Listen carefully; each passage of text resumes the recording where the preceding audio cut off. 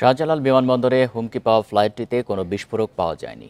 ঢাকায় জরুরি অবতরণের পর BG356 ফ্লাইটে 6 ঘন্টা তল্লাশি চালায় বোমা নিষ্ক্রিয়কারী দল।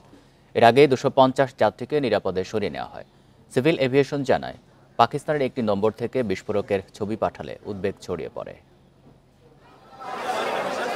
বিমানবন্দরে নেমে হন্তদন্ত হয়ে ছুটছেন জাফর জাবেদ। থাকেন ইতালির রোমে, বাড়ি সিলেটে। প্রায় 1 বছর পর ফিরছেন তিনি। মঙ্গলবার স্থানীয় সময় রাত 8টায় রোমের লিওনার্দো দা ভিঞ্চি বিমানবন্দর থেকে রওনা দেন তিনি। ঢাকায় নামার সময় শুনতে পান ফ্লাইটটিতে বোমা রয়েছে।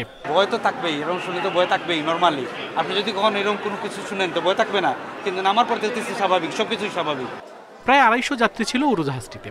বোমা আতঙ্কের খবরে উদ্বেগ ছড়ায় যাত্রীদের মধ্যে। আমরা অবশ্যই আতঙ্কিত, সবাই আতঙ্কিত। এরকম সিচুয়েশন তো যে কেউ আতঙ্কিত হইতে পারে। আর আমার লাইফে ফার্স্ট টাইম, আমি প্রায় 10-11 বছর পর আসছি বাংলাদেশে, তো এরকম কখনো ফেস করি নাই। তাদের নিরাপত্তার জন্য আমরা হয়তো বিরক্ত যে আমাদের সময় গেছে। আমি এটার থেকে আসছি, দেখা গেল প্রায় 2 দিন, তাই না, ক্লান্ত, তবে খারাপ লাগছে। ইতালি থেকে একটা বোম কি একটা বেলেট যদি আনেন না ভাই, আপনার জামা কাপড় খুলে চেক করাইবো, আর এই জায়গায় বোমা একটা আসবে। বিমানবন্দর কর্তৃপক্ষ জানায়, ভোরে কন্ট্রোল রুমে একটি বার্তা আসে। তাতে বলা হয়, রোম থেকে আসা BG356 ফ্লাইটে বোমা রাখা আছে।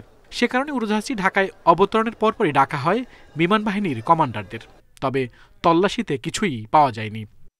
APBN এর কন্ট্রোল রুমে এসছে, যেটা এয়ারপোর্টে, সেই কন্ট্রোল রুম থেকে আমাদের জানানোর সঙ্গে সঙ্গে যে EOC টিমকে অ্যালার্ট করা হয় এবং EOC টিম তখন থ্রেট অ্যানালাইসিস করে ডিসিশন নেয়। তো আমরা কুইক থ্রেট অ্যানালাইসিস ডিসিশন নিয়ে we wanted to go for action and we have gone for actions. কারণ আমরা যখন যাত্রীদের প্রাণ নিয়ে ডিল করি, তখন আমরা কিন্তু থ্রেট, সেটা যেভাবে হোক, যদি ফেক থ্রেটও হয়, আমাদের কিন্তু 100% প্রিপারেশন নিয়ে সব কিছুই করতে হবে।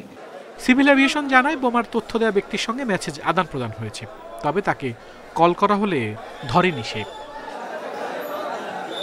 আল আমিন হোসেন, ইন্ডিপেন্ডেন্ট নিউজ, ঢাকা।